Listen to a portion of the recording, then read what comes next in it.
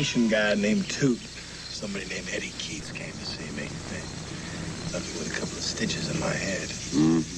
Bartender at Smiling Jack said he sicked them on me by calling one of your clubs. Alec Baldwin and Eric Roberts play childhood friends who are now potential enemies in Heaven's Prisoners, a new thriller that's one of 5 new movies we'll review this week on Siskel and Ebert. Also coming up, film starring Paul Hogan, Antonio Banderas, Jennifer Connelly, and the dolphin named Flipper. I'm Roger Ebert of the Chicago Sun-Times. And I'm Gene Siskel of the Chicago Tribune. Our first film is Heaven's Prisoners, and it stars Alec Baldwin as a former New Orleans detective, now a drying-out alcoholic who is brought back into the sordid underworld he left after he and his wife save a little Latino girl who survives a mysterious plane crash. Suddenly, he's being pursued by drug dealers, and that scares his wife, played by Kelly Lynch. Somebody came here? Yeah. Don't worry, I took care of it.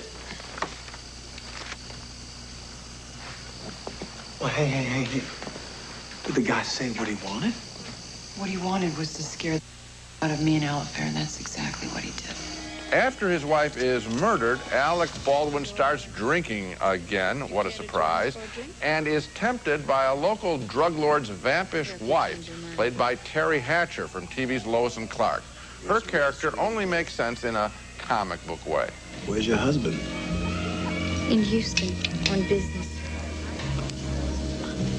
Well, how nice for you. And maybe for you, too. The third woman in Alec Baldwin's life, a local stripper with, all together now, a heart of gold, played by Mary Stuart Masterson. This movie is more of a parade of women than a genuine thriller. Oh, that's right. You work at that little place on Bourbon, Smiling Jack's. That's right. Now I remember you, too. You came in one time with a couple of real pretty girls, asked me to work a private slumber party. But I don't really go in for that sort of thing. I think you got me mixed up with someone else. Well, maybe you're right. The girl I'm talking about was real trash. The Terry Hatcher character turns out to be a key player, but I never found her convincing, even with this nice speech. I bought the hit on you. So what are you gonna do now, Dave? Kill me? Go on. Go on, do it. Do it. Come on, Dave. Come on, blow me away. Heaven's Prisoners covers the familiar New Orleans turf from Bourbon Street to Bayous. Alec Baldwin winds up playing a variation on the character that Dennis Quaid played in The Big Easy 9 years ago, but that film felt fresh, not Heaven's Prisoners. We've been there, we've seen that, all to the time in this picture. Thumbs down from me. Thumbs down for me, too, Gene. Yeah. It was a movie that constantly continued to act like it knew that it was a movie. Oh, absolutely. There was never any moment when I felt that this man was really engaged with his wife, that he was engaged with the other women who appear later in the film. It always seemed as if the plot is just dropping these things in, just like that plane that drops in at the beginning. It's all made up out of nothing. It was a real waste. Okay, next movie. And our next movie is Welcome to the Dollhouse, an extraordinary film that remembers with great clarity just how painful and difficult school can be and how cruel students can be to other kids who are not popular. As the movie opens, a 7th grader named Dawn, played by Heather Matarazzo, is making her way through the lunchroom as if it were a minefield.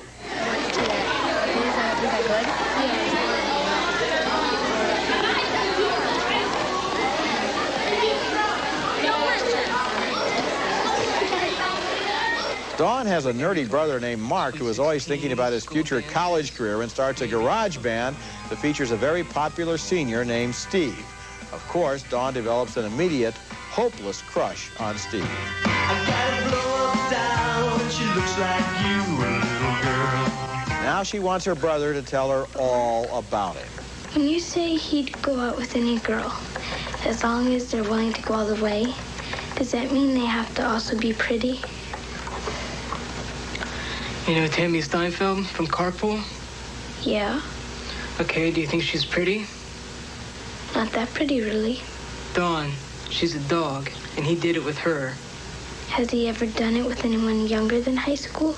In school, Dawn can't do anything right. When she reports on another student for cheating, she gets punished too.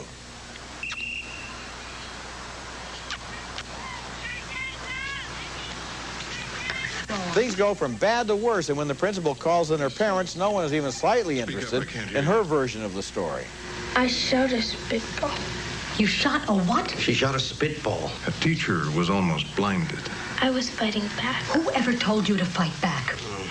The truth is that for every pretty and popular student like the one Alicia Silverstone plays in Clueless, there are probably half a dozen like the one Heather Matarazzo plays in Welcome to the Dollhouse.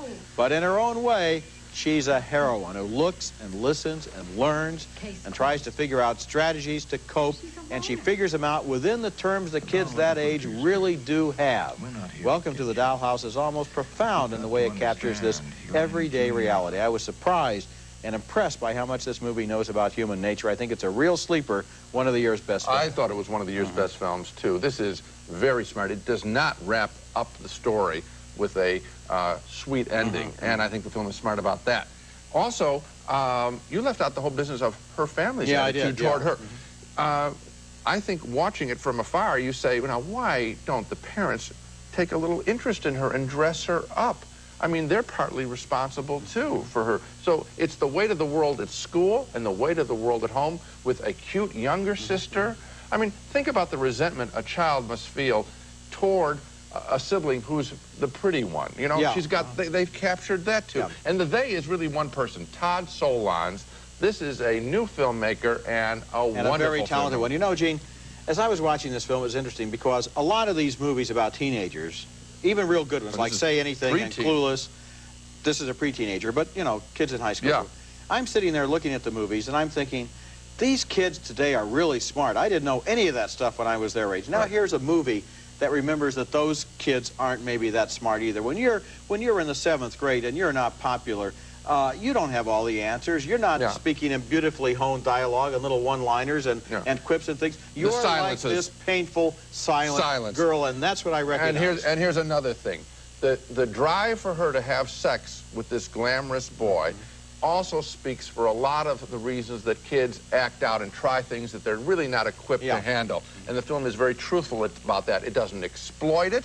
It doesn't make it a comic situation. It's painful, too.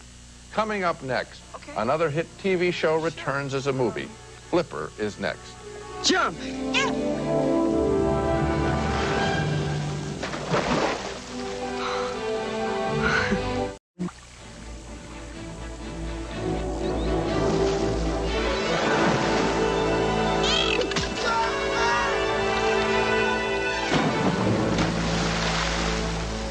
Yes, Flipper, TV's most popular denizen of the sea, is back, but he doesn't get much support in this big screen version, in a film that communicates very little of the beauty and wonder of dolphins. And I'm really surprised they didn't do that.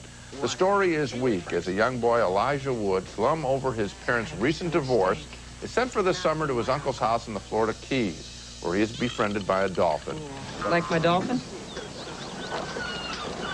Your dolphin. That's right.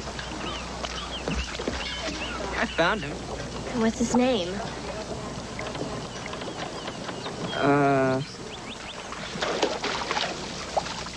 His name is Flipper. The dolphin's tricks are the same ones we've seen for 30 years watching the TV show, and also the first time they made a Flipper movie back in 1963. Everyone loves the king of the sea. Ever so kind. Don't ask me how he does it, kid. Even I can't explain it. The bad guy in the film is a businessman who is dumping toxic waste in the ocean. And here he's confronted by the boy's uncle, played by Paul Hogan of Crocodile Dundee fame. His character is the only original element in the film. Said enough.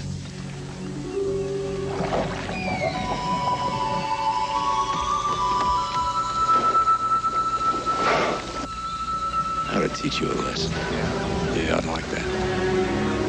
I have a thirst for knowledge. Teach me.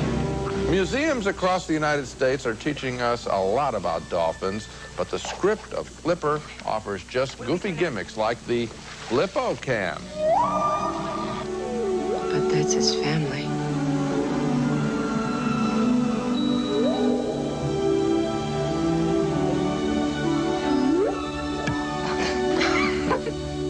Weird. Now, I'm not asking for this to be a dolphin documentary, but just by coincidence, a couple of years ago, on my vacation with my family down in the Florida Keys, I swam for a few hundred yards with a dolphin named Aphrodite at the excellent Dolphin Research Center. Well, it was magical, all that silky power.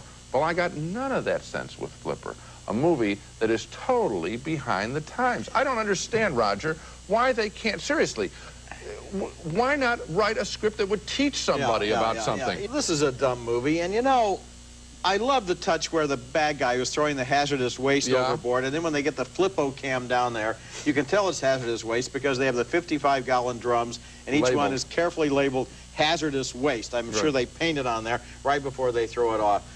It's a silly movie. And, you know, Elijah Wood is a very good actor. I've praised him a lot on this show. He's wasted in this movie. Hogan is a very likable guy. He can just kind of, basically all he does is kind of sit there, and he's likable, but there's no story Why not, if you're going to make a film about a dolphin, at least pay lip service and teach us one thing? They're going to make money from this. They're going to make a lot of money off of kids from this. Why not give the kids something back? The thing that I think we really need to ask after having seen this movie is I didn't know before seeing this movie that dolphins can read minds, and Flipper obviously can, just like Lassie, too. When we come back, Passion and Politics. Antonio Banderas and Jennifer Connelly star in Of Love and Shadows.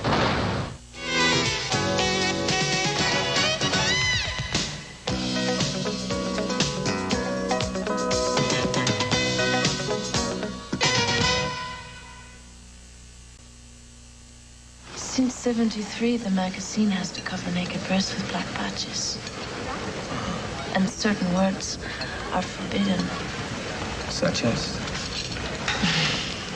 It's childish. Abortion. Us. Freedom. Jennifer Connelly plays a young magazine editor in Chile in that scene from our next movie called Of Love and Shadows.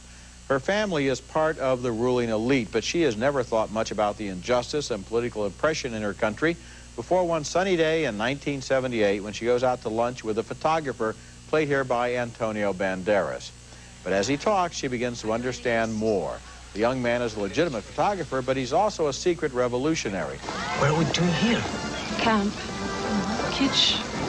Surrealism. This is how you do this spectacle. That marks a Freud. Where have you been since Thursday? Where do you think? The drag room there. So bitter. I'm sorry. I'm sorry. I just wanted to invite you to have dinner, and then... Thursday? I'll be free Thursday. Will you? Really? What? Be free? She's engaged to marry an army officer and tries to deny the growing attraction she feels for Banderas. Gustavo has waited for me all his life.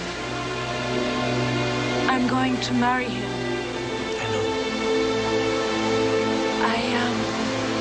The woman makes a secret tape recording implicating the army in a murder, and Banderas wants the tape, but she's afraid it will place him in danger. Afraid. That will disappear. Like Evangelina. Like your father. Of Love and Shadows is based on a novel by Isabel Allende that mirrors real events in Chile in the late 1970s. It exposes real corruption, real betrayal, but it plays like fiction and spends so much time with the love affair that the political intrigue kind of gets overlooked. That keeps it from being really focused, and it's curious how a film with so much activity in it seems to move so slowly. I couldn't believe that only 75 minutes had passed at one point when I looked at my watch. I have a suspicion Banderas and Connelly were cast as much for their beauty and sex appeal as for their acting talent. And although they do have real chemistry together, this film lacks the power of such other South American political films as Missing, Salvador and the official story. Thumbs down for me. Oh, for sure, it's just a beauty parade. I mean, as they're photographed, you can see that it's like the covers of romantic novels as they walk together through the mountains. I was very disappointed in this. Isabel Allende has tremendous following of people. She's a hero to a lot of people, and you just think that she's some glamour girl. Yeah, the things that happen in Chile and the things that she wrote about are more important than, as you put it, a romantic novel, which is basically the revolution, and all of the crimes are just a backdrop for this love story. No question. Coming up next, The Horseman on the Roof, a wildly romantic epic of Italy and France. Our next film is called The Horseman on the Roof, and it's a ripe romantic adventure set after the fall of Napoleon as Italian revolutionaries hide out in France, fearful of Austria's brutal rule over their homeland. This is a heroic love story that follows the bravery of an Italian cavalry officer who runs for his life and later for the life of his lover. First, he is pursued by a mob convinced that as a stranger, he's spreading the cholera epidemic.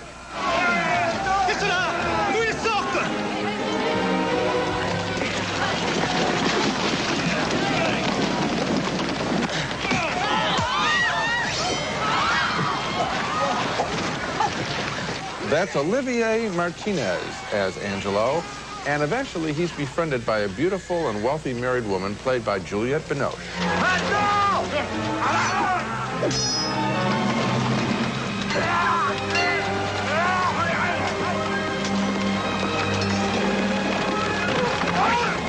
He wants to protect her too, but she wants to meet up with her distant husband, and she thinks she doesn't need Angelo's help. She's wrong.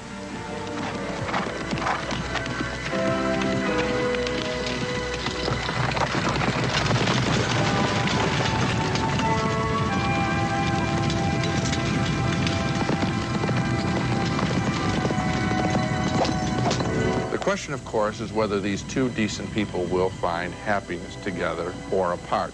The scale of the film is impressive, and here, unlike the last picture we reviewed, here's a case where romanticism really works, because we're not watching a documentary, even though it's set in a very specific time and place. This is the picture where the whole style is romantic, and I think it's impressive, and I recommend it on that basis. Oh, I recommend it too. I thought it was a grand adventure. Yes. And the fact that these two people managed to be so decent to each other through all of these adventures, the love attraction grows, yet at the same time the movie resists any kind of a conventional easy payoff because their ideas of chivalry and of proper behavior are so strong, so that it becomes all the more poignant in that ending, which is really a heart-touching ending. Yes, it is. It's a wonderfully entertaining movie. The Horseman on the Roof is the title. Okay, when we come back, Emma Thompson gave an Oscar-caliber performance last year, but it wasn't in Sense and Sensibility, the movie she got nominated for. Our video pick of the week is next. The Century Plaza, offering the finest in luxury, service, and Southern California style, adjacent to Beverly Hills on LA's fashionable West Side. The Century Plaza Hotel and Tower, a Westin hotel. The popular British actress Emma Thompson won an Oscar nomination for Best Actress for her work in last year's Sense and Sensibility, but her performance in that movie wasn't even close to being her best work of the year. She was much more wonderful in a less-known film named Carrington, which is just now coming out on home video, and that's the one she should have been nominated for. In the movie, Thompson plays Dora Carrington, an early 20th century British painter who had a famous love affair with Lytton Strachey, himself a well-known critic and biographer. I'm sorry, I tend to be rather impulsive in these matters. Like the time I asked Virginia Woolf to marry me. She turned you down? No, she accepted. It was ghastly. And that's Jonathan Pryce as Lytton Strachey. One strange thing about their relationship was that Strachey was homosexual, and Carrington knew it, but that didn't shake their lifelong commitment to one another. I'm so old and diseased. I mean, I wish I was more able. It doesn't matter. What do you think we ought to do about the physical? I don't mind about that. But you should. Carrington was one of last year's best movies, and it's my video pick of the week. Now let's take another look at the movies we reviewed on this show. 2 thumbs down for the overwrought and melodramatic Heaven's Prisoners, which has too much plot for its own good. But 2 very enthusiastic thumbs up for the highly original and challenging Welcome to the Dollhouse, with its wonderful performance by Heather Matarazzo as an unpopular but determined 11-year-old. The film opens next week in New York and rolls out across the country during the following weeks. Congratulations to director Todd Solondz. 2 thumbs down for Flipper, which plays like a Free Willy wannabe. 2 more thumbs down for the well-meaning of Love and Shadows, which can't decide between political expose and romantic melodrama. And finally, 2 thumbs up for the well-made and exciting adventure story, The Horseman on the Roof. Okay, that's it for this week. Next week, we'll be back with a special show called Siskel and Ebert's Family Values. We'll recommend 10 good recent films families can see together. That's next week, and until then, the balcony is closed.